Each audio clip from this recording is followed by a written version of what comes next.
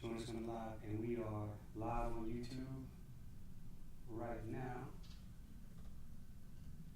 Jordan, it's usually your show to make sure that we're rolling. Okay, so do you want me to do YouTube or Instagram? Oh, I just always have my IG live up while we're talking, but we're literally just all going on YouTube. All right, we'll just give it a second or two to get rolling. It's up. All right, welcome everyone to What to Prepare For When Starting a Podcast. If anyone is starting a podcast, a little overwhelmed, confused, or maybe not understanding the gear, the scripting, what a production day looks like, how to batch your content, even what metrics early on to pay attention to. There's some nuances there that we're going to get into. We are currently producing our agency podcast. It's called Stay Sharp, obviously. So it's on the same channel. And we've really been an iteration of Stay Sharp for the last few years. So we launched that podcast in 2020, Right. and we have recently come back with a version 2, and we are now in a moment where we're shifting into version 3 of the podcast. So what that looks like, y'all, is just a constant iteration of the content, the performance, even the marketing, just how once you've done enough videos or enough podcasts, I think you start to really have eye openers on, oh, like this is what people want to see from me, or this is what comes easy to me, or this is what I need to work on. But I'm just giving an introduction real quick to what we're about to go over. And to kick the conversation off real quick, I want to address something that I feel that is my biggest barrier to entry when I am not only trying to possibly begin to produce a podcast, but just to create content in general. That's right. Like, it doesn't have to be a podcast, it doesn't have to be video, it can just be audio, it can just be a reel for Instagram or a photo carousel for something. It doesn't have to be a full-blown like video audio podcast situation that has Right. all this stuff involved. But my biggest barrier is like not feeling like I do not know everything at once, and that will keep me dragging my feet. And a process that I've really started to activate over the last year or so is just put one step in front of the other, do one thing at a time, focus on one thing at a time. So if it's, I'm scared to get in front of the camera right now, well, just worry about recording yourself. You don't have to edit and publish that stuff. So just practice that. You've done a lot. Like you've really, compared to the previous year, you've probably done exactly whatever the number is this year as a multiple compared to the previous year. Like, As far as content is concerned? Yeah, in terms of video content. So like you really like ratcheted this thing like all the way up. Yeah, for sure. Yeah, on a lot of different levels. I've done a lot of different video content just this year because I feel like I needed to, for myself, learn what that looks like for me. And the more I learn what it looks like for me, the more I'm able to say, okay, well, now this is how I want to present it to other people. So at first, I didn't approach this by like, okay, I'm going to do a podcast or I'm going to start a YouTube channel or whatever, and I'm just going to like, people are just going to come watch my stuff. It wasn't that. It was like, let me just figure out how to even capture myself, because when you're doing that for the first time, it's really weird. Yeah. I mean, I remember when we were at the place that we lived at before this one. I remember a really high level of discomfort that you had, with being on camera. And I didn't have any aspiration anyway. So I didn't necessarily empathize properly with what that might have been like, or what that kind of required in order to kind of turn, just literally build the muscle, the comfort, the paying attention to all of the nuance, all of the details from like background, camera type, yada, yada, yada. So like, can you kind of give or share, at least even for people who didn't necessarily get or have the vantage point that I had to you or other people who've taken that journey, can you kind of share what tools you used initially and some perspective on this shift in both technology today versus technology and use cases in maybe 2020? Because in 2020, YouTube Live wasn't even an option. Mm-hmm. Instagram Live had just... It was just started. Right. So you were doing everything then, probably like capture, edit, post, at best. Yeah. There's a lot to kind of unpack there, but the first thing that I started was to just record myself. I just, via the iPhone. I didn't want to necessarily invest in a camera at that time because I didn't know what I was doing. I knew I didn't know how to use a camera, and I knew that I wasn't sure if I was like actually committed. So hold on, let me see real quick if I'm even committed to this before I purchase a camera and go through that learning curve.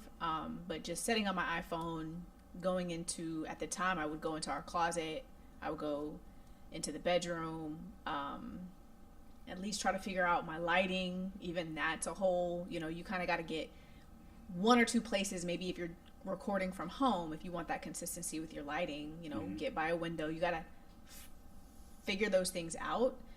But I would just record on my phone and just basically talk to myself, because essentially like that's what it is, especially when you go on Instagram Live, especially when we're doing something like we're doing right now, is you feel somewhat like you're talking to yourself. And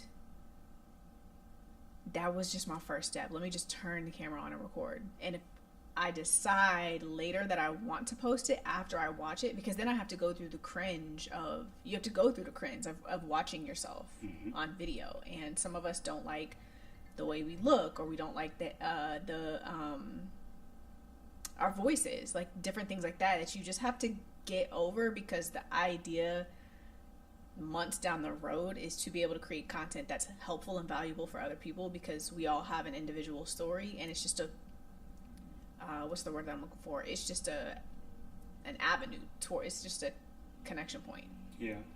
I think at the end of the day, the fear of nobody caring and the fear of no one showing up is always keeping people from starting.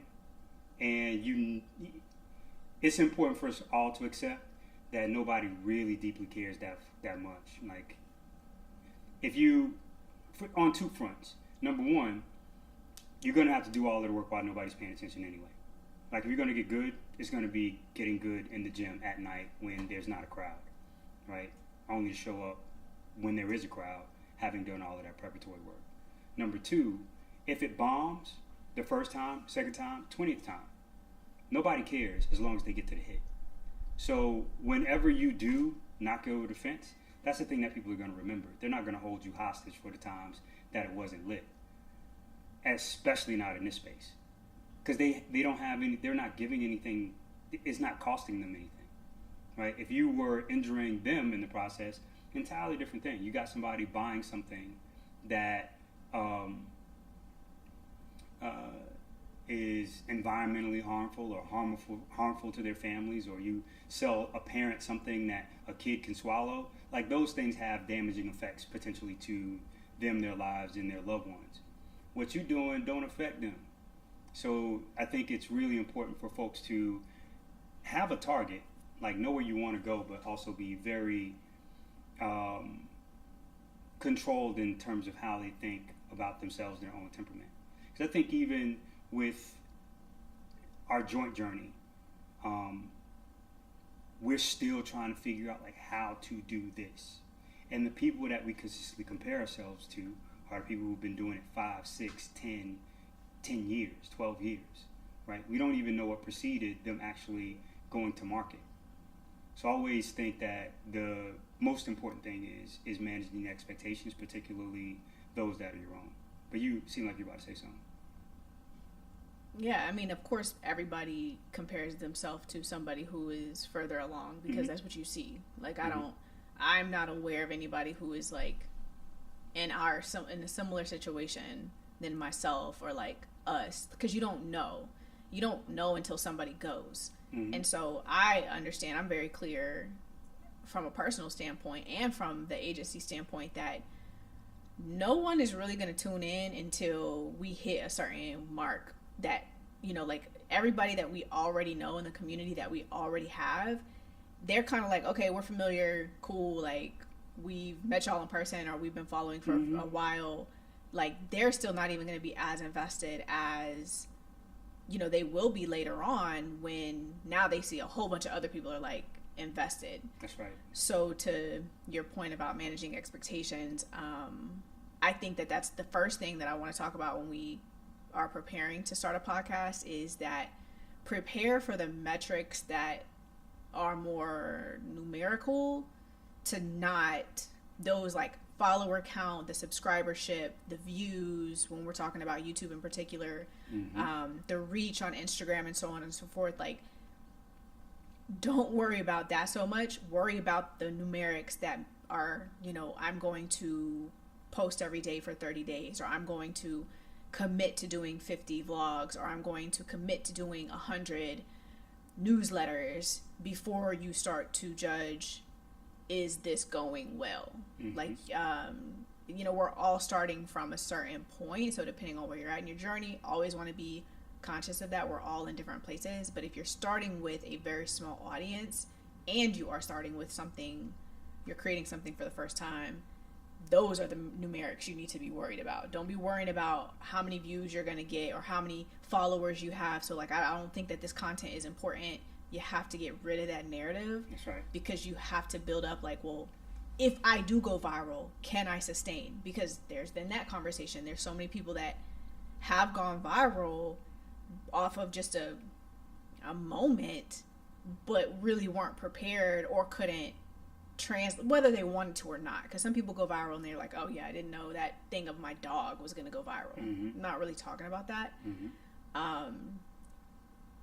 But I am talking about the steady consistency of like, this is what I'm committed to about this amount of time over this amount of months or years, and it's going to take me this much content. So 25 reels, 50 reels, 100 podcasts, 100 newsletters, whatever that looks like, and dedicate yourself to that numeric and not, oh, I want to.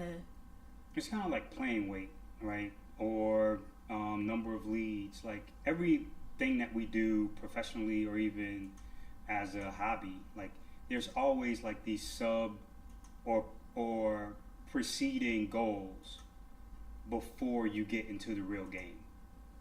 And so to your point, like, I think number of times you show up, important to that. And if it's, I'm going to do it for this amount of time, this many, a target number, I think that's a much easier way to back into anything. It's like diets do that too, like a 30-day target time to kind of get into, to reach a fitness goal. Yeah, nothing's going to really change. You're not going to be able to really have an enlightenment around anything if you don't do it for a while. That's right. So that's the biggest thing real quick, and we can get into some more tactical stuff like gear, scripting, production days, batching your content, some stuff that's a bit more tangible. Let's talk about it. But if you're new to podcasting or just stepping up your content game in general, you'll commit to your intrinsic motivation and not the, oh, well, I'm trying to grow my following by 10,000, whatever. You need to make a certain amount of videos to even do that anyways. That's right. So get your, you know, kind of ducks in a row, I guess. That's the best way to also manage, you know, the expectations. That's right. So we have a checklist that we sent out. This was posted via email, not posted via social media, sent out via email But in no particular order, let's talk about, I don't know that I really want to go in order. Let's talk about a production day. Yeah. Like the actual day of production. Because sometimes, and I think that I was caught up in this some years ago, I thought that, okay, well, whenever I feel like it, I'll just turn on the camera and get going, and not necessarily be like, oh, well, whether or not it reaches one person or 1,000 people or 100,000 people, you still need some sort of preparation for sitting down, turning the camera on. So how we've done our recording days for the Stay Sharp podcast in particular, and we can talk to some other things that we've done with projects and clients. We've batched 4 episodes in a day. That's the way we started off. We would start recording about 9 or 10 in the morning, record that first episode for that day, and we would go on to then record 3 more episodes in the same day. Right. We only do 2 now, but Rashad, do you have anything to add there around like just how we were batching, like kind of setting that up and why it's just a good idea? I think for me it really harkens back to the first, I said harkens back, that's dope. For somebody with my background to say that. But it goes back to the first thing of like managing expectations and trying to keep myself and us away from failure points that would be the most natural. So what I know about anything that is creative and putting it out into the world and awaiting feedback is that you will watch the first round of feedback or the first layer of feedback, whether somebody responds to it, whether it goes viral after the first one. You're going to pay so much attention to the numerics as opposed to like the march, right? So I'm going, all right, well, we need to put them in the can, work on our marketing, all of those different things, and know what we're going to do pre-release, know what we're going to do post-release, and all of those different things. So we're not like in our feelings about doing something, posting it, and waiting for the audience or the supposed people that come on board to like make us feel like we got a hit, like we're going in the right direction. I know it's going to take a year for us to get that type of feedback anyway.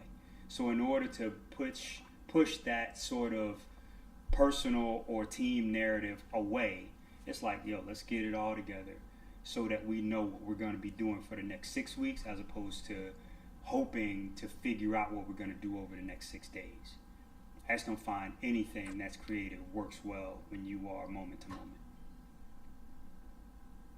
Yeah. Again, I think it's really doing it from a place of intrinsic motivation and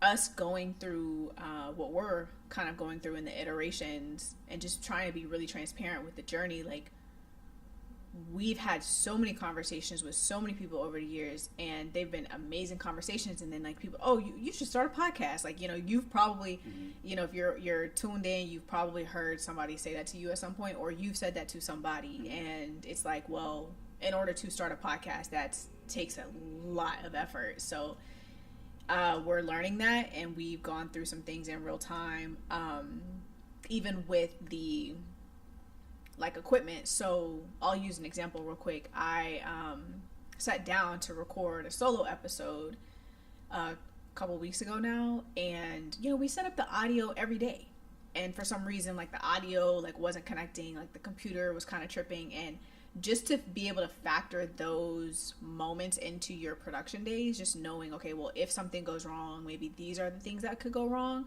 So how do I plan for backups?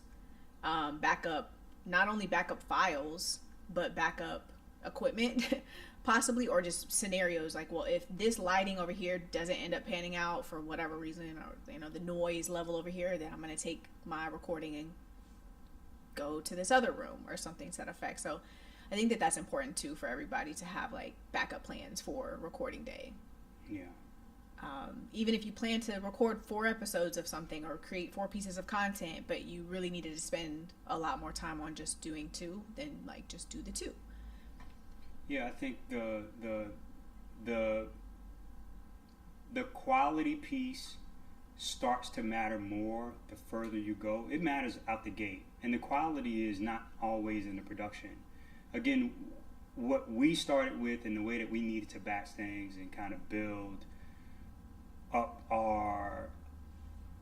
the aesthetic side or the delivery side was where we naturally indexed professionally. I don't know if that at the end works to our benefit or our detriment, but it is ultimately how we're wired.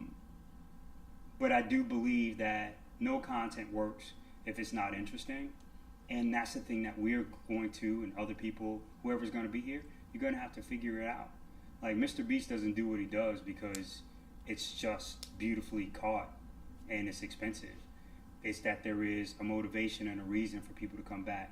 There's a giving component to it. Like, there's all of these other layers, right? All of these other sub-expertises that are gained over time through, like, deep insights and, like, deep mega minds. What is it? Is it mega minds? Whatever the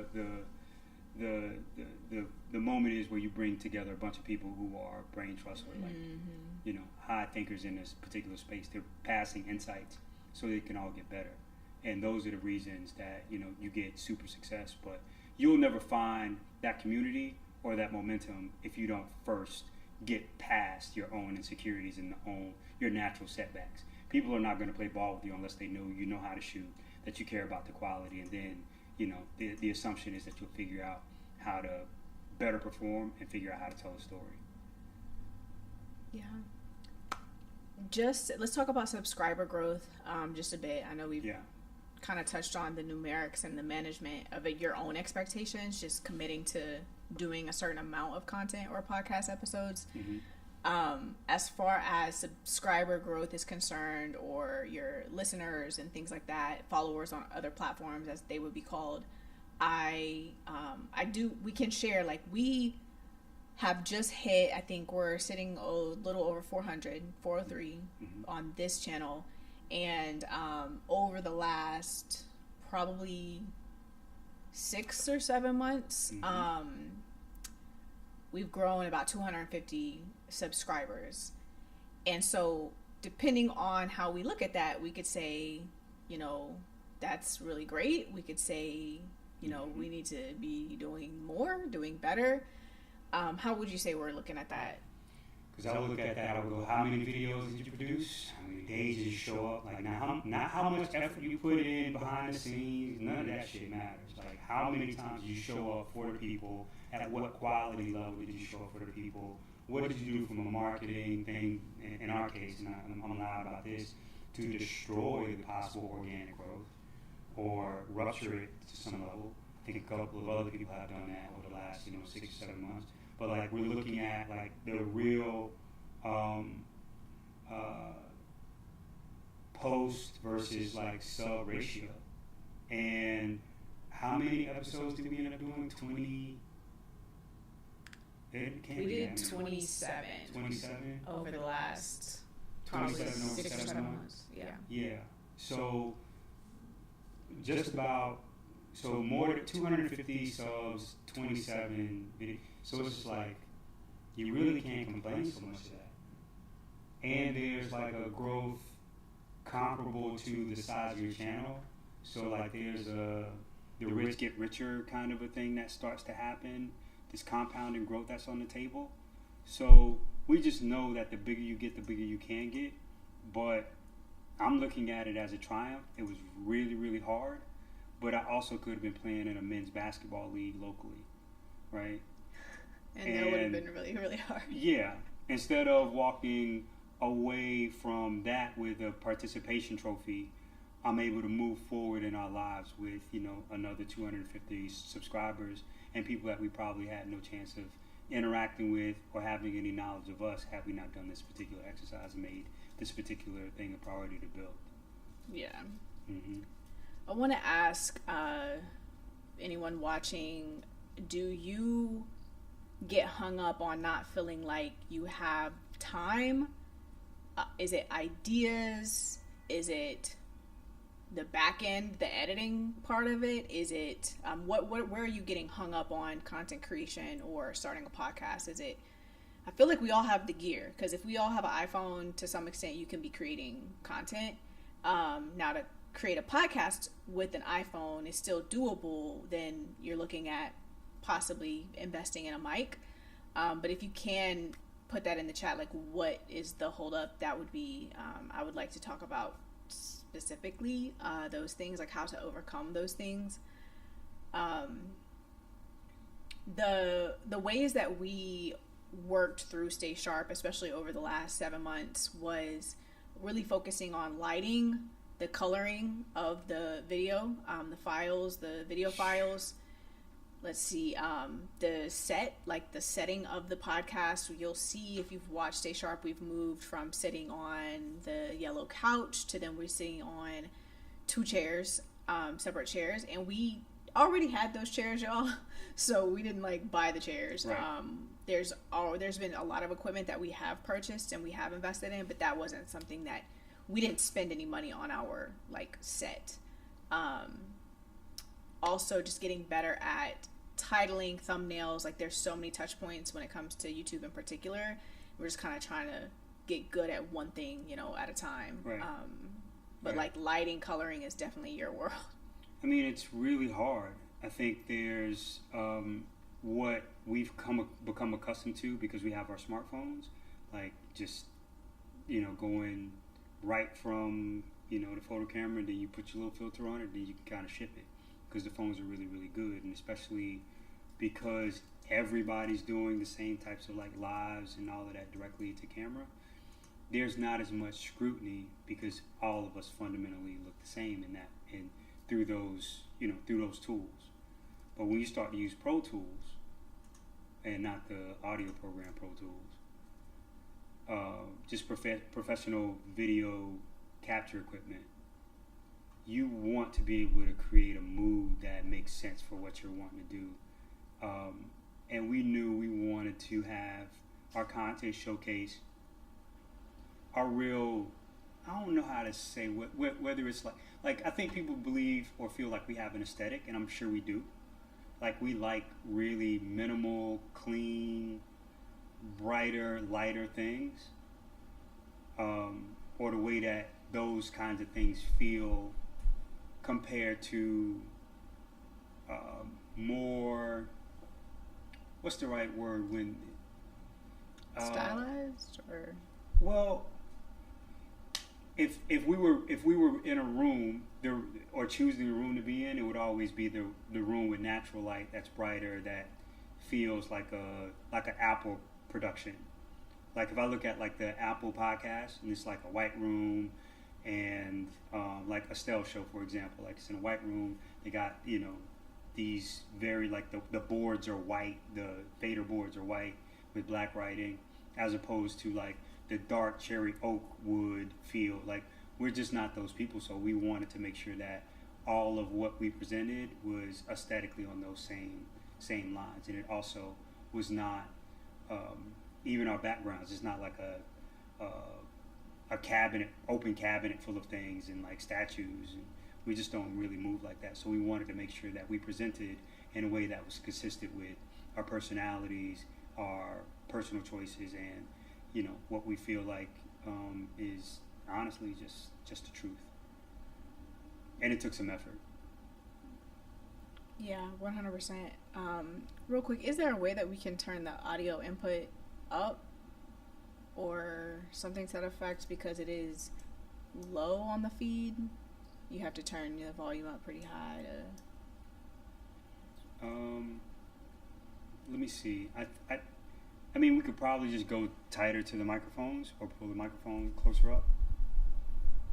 I mean, that would be like, kind of like a fast step one. Yeah. So I can already see that I'm already starting to peak just because I pulled the microphone closer. Okay, cool.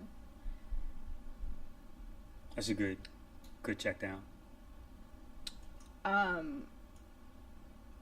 Let me see what's next on the agenda.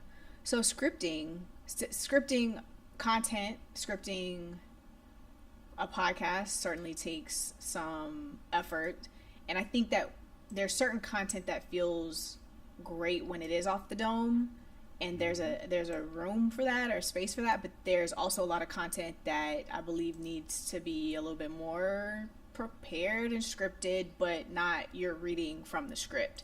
So there's like a very fine dance with that. I'm not sure if anyone else struggles with that. Like, okay, well, what do I say? Because as soon as I turn the camera on, sometimes I personally, like, I draw a blank on what I'm supposed to say. And you're just talking into this ether, and it just feels like no one's on the other side, and you can't really get past that.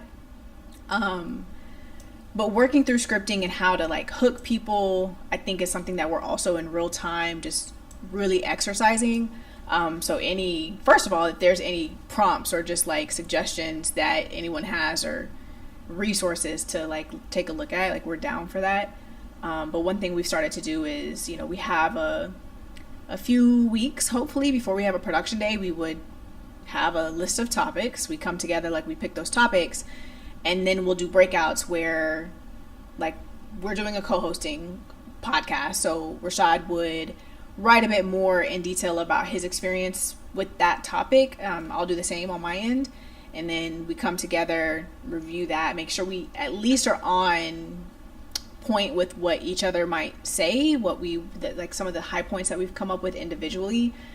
But having a podcast where there's two hosts, I think you have to have that extra layer of preparedness so it doesn't feel like the topic is like all over the place. Like, and I think we're very much working through that. But yeah, I think it's easier to do the taped. I'll say this out loud, and it's clear. Like, it's easier to do the tape recordings than it is to do the lives. The lives are much more difficult, especially because we're self-producing. The content itself, like when you have the ability to edit, you just have that safety net so you can kind of like just be more aggressive with what you're saying, what you're suggesting, right? You're not responding. Like if you're in your head, you can, take a break or stop or whatever it is. Like you just got a lot more room with figuring out, to Jordan's point, like how you hook people and what you like. All of that is where being a professional comes into place. Because if you don't spend the time, you're not going to even understand where the questions are, like really. And what I mean by that is I was watching, I'm glad to share this about myself because nobody's probably going to it won't get out into the world crazy. But I was watching this round table with Quinta Brunson and I wouldn't say a round table, a one-on-one conversation with Quinta Brunson and what's our girl who we were just talking about from Friends? Jennifer Aniston. And some of the things that actors talk about, like they were talking about like, oh, I don't think, that we would do well as a multicam, right? They were talking about just the nuance of being an on-stage live performance of a show versus like them doing single cam version of, the recording style for Abbott. You might be watching the shows as a viewer and going like, okay, maybe you didn't understand what ensemble cast was. They break down what that is just through the nuance of just hearing them talk about it. Both Friends and Abbott have ensemble cast, but that they're shot in two entirely different ways, that's not always on the table for you until you are into it well enough to appreciate what somebody's doing differently than what you're doing and what wins for you versus what wins for them. Because if we're comparing what we're doing as the intent to be more of an educational platform and also a support to our agency, and we're comparing that to somebody who's creating content for entertainment only and doing reaction shows, like it's just going to be a very unbalanced conversation. And so inside of all of that, you have to put up the reps in order for you to be able to, with respect, understand with what somebody else is doing something similar, like what they're doing and why they're doing it well, and what the nuance difference might be between the style of even delivery and the skills required to do it at a high level. I know I said a lot, but it's really that deep to me. It's not just like, we're going to write it out, we're going to figure out, we're going to read a book or two. Like, no, the read a book or two and learn, yeah, but you're going to have to get in the game and bust your knees up against the floor a couple of times before you really respect what it takes in order for it to be done at a high level. So which is, again, that's why we're showing up on these lives. Because guess what? In that whole 7 months, we've done 3 lives. We've attempted to do 4. And they're just getting a little better every time. Right?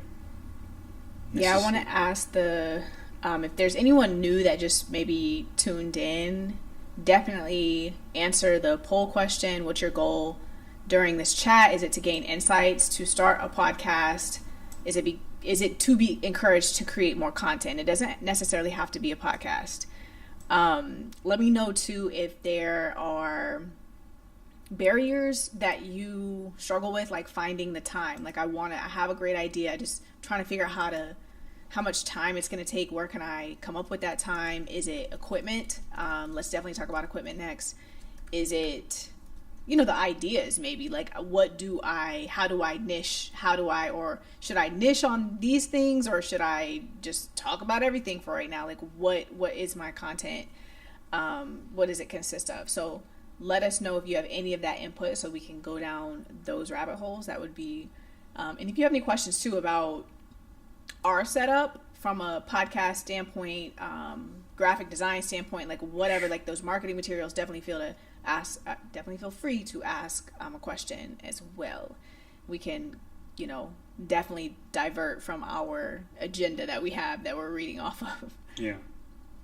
Equipment though, what do you want to share about the equipment that we use? But I also want to make sure anyone who isn't recording a podcast with a 3-camera setup, that we're also talking about, well, this is where we started. Because we kind of did start with like a 3-camera setup with using our iPhones, like. Yeah, but it was a 3-camera setup without having 3 cameras.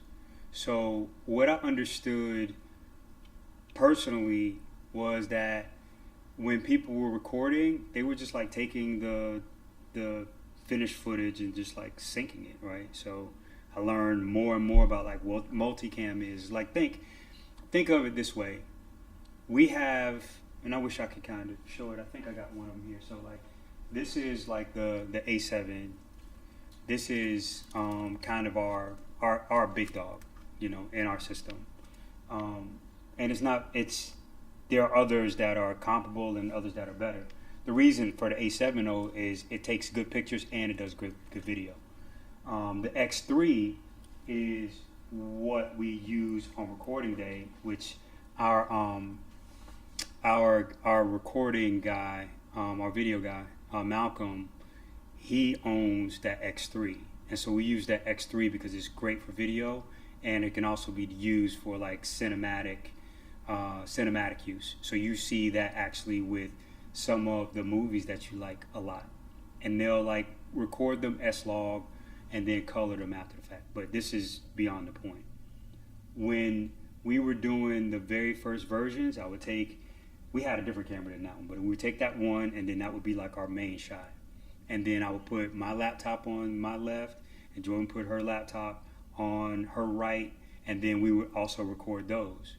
So we would take those 3 shots. Oh, we also record with an iPhone. So we really have four cameras, 4 cameras, but one official camera. Everything else was like a laptop or an iPhone, and that's the first iteration of Stay Sharp, was that type of setup. Where now we have iterated, we do have a legit 3-camera setup. That's right. But it was all the same. It's like, just switching from that one to that one. But the way that we captured it, didn't change very much. The way that we edited and synced it after the fact is the migration or the jump. But it was always clear to me that, one video like what we're doing on the lives, it just gets so boring, and I don't prefer it personally. So I was trying to make sure that we had some variants available. Yeah, I will answer Zakai's question, how to keep your time blocks when live versus podcast. I think I understand where you're going with that, like maybe how we're looking at scheduling. I believe, I don't know who or I decided that on YouTube in particular, I think it's important to show up weekly, and that is what recently shifted us going from every Tuesday doing a podcast, a pre-recorded podcast release Tuesday mornings, to every other Tuesday morning, and then every other Thursday we're doing the lives. That we were still showing up once a week, and it actually has been a bit of a better workflow on our end because we're not actually editing a podcast dang near every week. We have now a few days every 2 weeks that aren't as like go with like the marketing and the turnaround time and all of those things to do a weekly podcast, because it is right now, just us producing this. We have Malcolm, who is with us on our production day to operate cameras, to do some behind the scenes work and things like that. So we work with Malcolm a lot, but as far as editing and the marketing goes, all the other stuff after you actually record it, we're doing all of that together. I mean, you want somebody with, well, at least we're fortunate enough to have somebody to pay attention to the mistakes that I might make in setup. And that also, luckily for us, that also has, high level gear. So we own enough cameras and lenses to produce it 100% ourselves. But to have somebody like the note that was just passed about the audio, when we're recording those other days, to have somebody whose specific role it is to pay attention to the audio getting there and not being messed up and checking everything down, who's specifically paying attention to that, it's really, really important. And that's how we leverage that person. I think at the end of the day, if you don't understand your production, you're putting yourself behind the 8 ball. Even if you hire out, you still need to know what people are responsible for so that you can responsibly roll a sign, and also make sure that you're giving them the tools that they need, but most importantly, that the product at the end of the day comes out the way that you envision it. Hopefully that's a little useful. I want to also answer the note about like a camera setup with 3 iPhones versus views and camera. You did answer. Okay, that I did already. cover it. Okay, cool.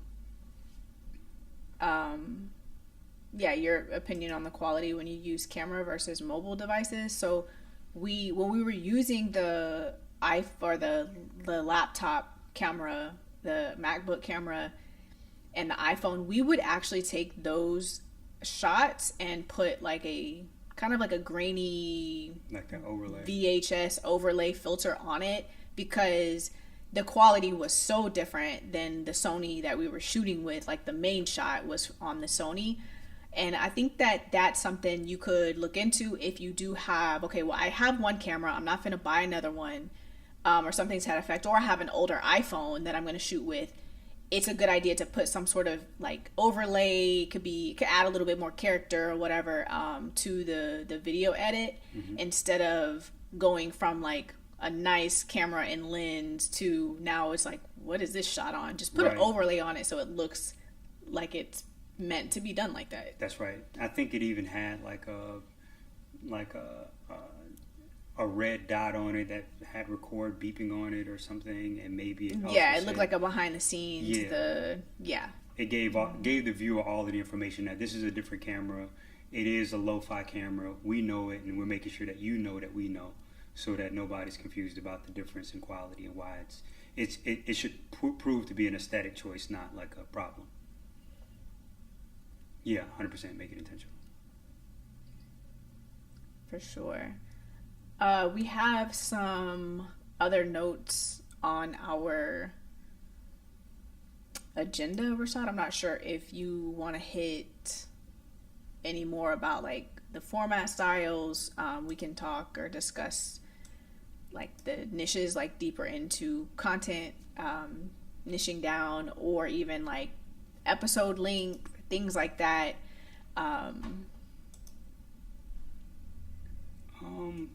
No, I think I'm not looking at the agenda on my system, so I'm just kind of rolling with you, to be honest with you.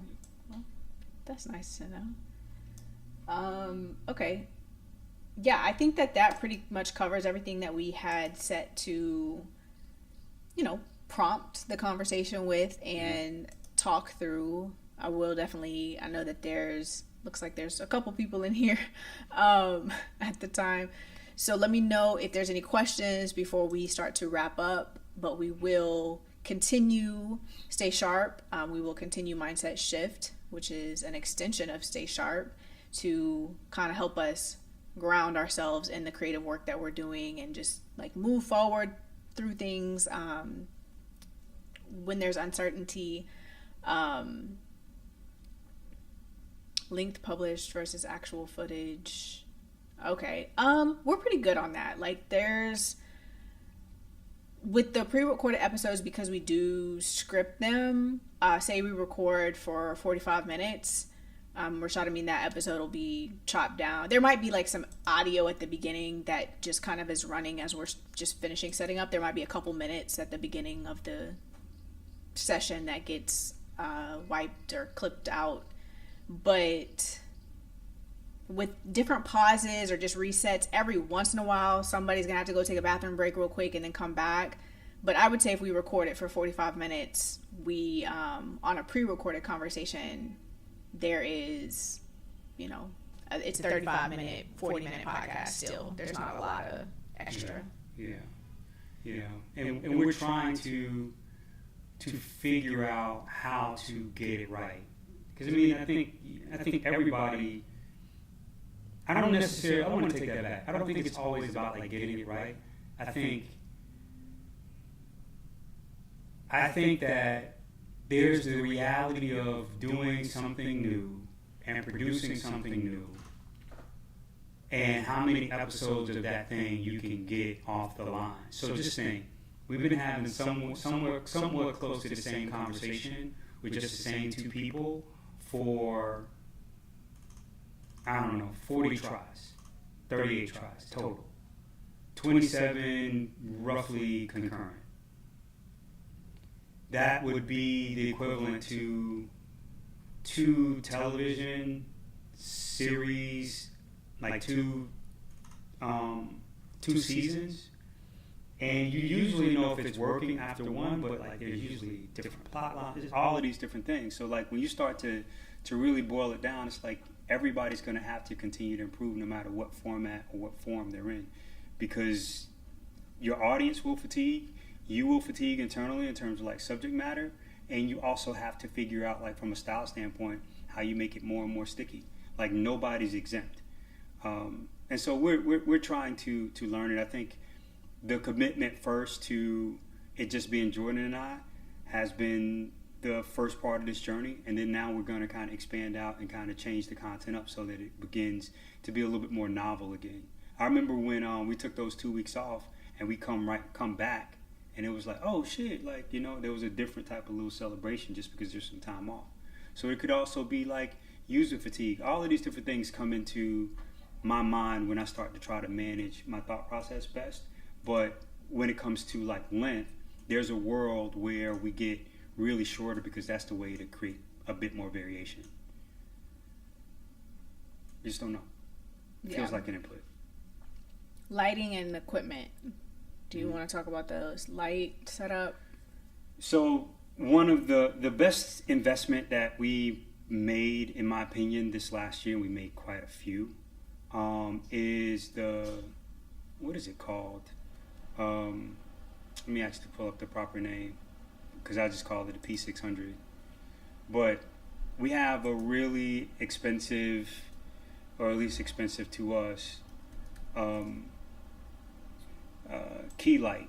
And that key light allows us to, it's the Nova P600. So that's the company. And it just allows Jordan to look like Jordan deserves to look on camera, in addition to like the gear. But if you can't control the lighting overall, like it's going to be a problem. But we have, other than that, just a bunch of basic trinkets. So we had owned already uplighting, so you can kind of see behind both of us there's like a little practical lighting that gives like that purple, because that's the brand color for this particular product, or one of the core colors. So it just kind of gives us a way to kind of match it all up.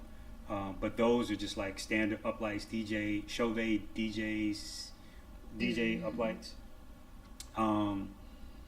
They go about $250 per par can, 300 somewhere in there. And we own 9 of those.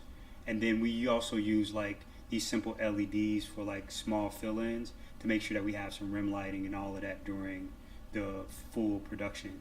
But it's not just like one beauty ring light that people are also using for makeup. It just won't get you where you probably want to go. It depends on I think it definitely depends on what you're doing, but it depends on what you want to do and how you want it to come across, for sure. Yeah. But in order to have a semi-professional look, you're gonna need that one major key light. For just sure. That one. Everything else can be low level. It doesn't have to be a big spend, and I don't think it has to be as big of a spend as our key light, but it won't be that kind of light if you intend for it to look professional. It's just not happening. And I don't mind telling people that part of the truth, which has nothing to do with how you should deliver. Yeah. Because there's a world where you go like, no, I record the same time every day using natural light, because that natural light is always going to be more beautiful than anything you can get synthetically. Thanks. All right, y'all. Thank you for tuning in. Thank you for mindset shifting with us. Yeah. We are back next week on Tuesday. There will be another episode of Stay Sharp, a pre-recorded episode. And after the next two episodes, actually, we do hope that you see a change in our performance or setup, just kind of how we're coming forward, because like we mentioned at the top of this recording, we are looking to iterate again. So we are closing out version 2 of Stay Sharp. We're not really tagging them seasons right now, but we're closing out version 2 of Stay Sharp, but we're not going to really take a break. We'll go right into version 3. That'll happen in the next, maybe I guess that would be about 4 weeks out. But and there's a world where we may have a 2-week layoff, but we're trying to avoid it. Yeah. We'll keep you posted. Yes, ma'am. All right. Thank you all again. Make sure that you like the video or comment, subscribe. I guess you would have already commented, but definitely subscribe to the channel if you're not already. I'm Jordan Ray and Rashad Tyler, of course. All right. Thank you. Thank you so much. Bye.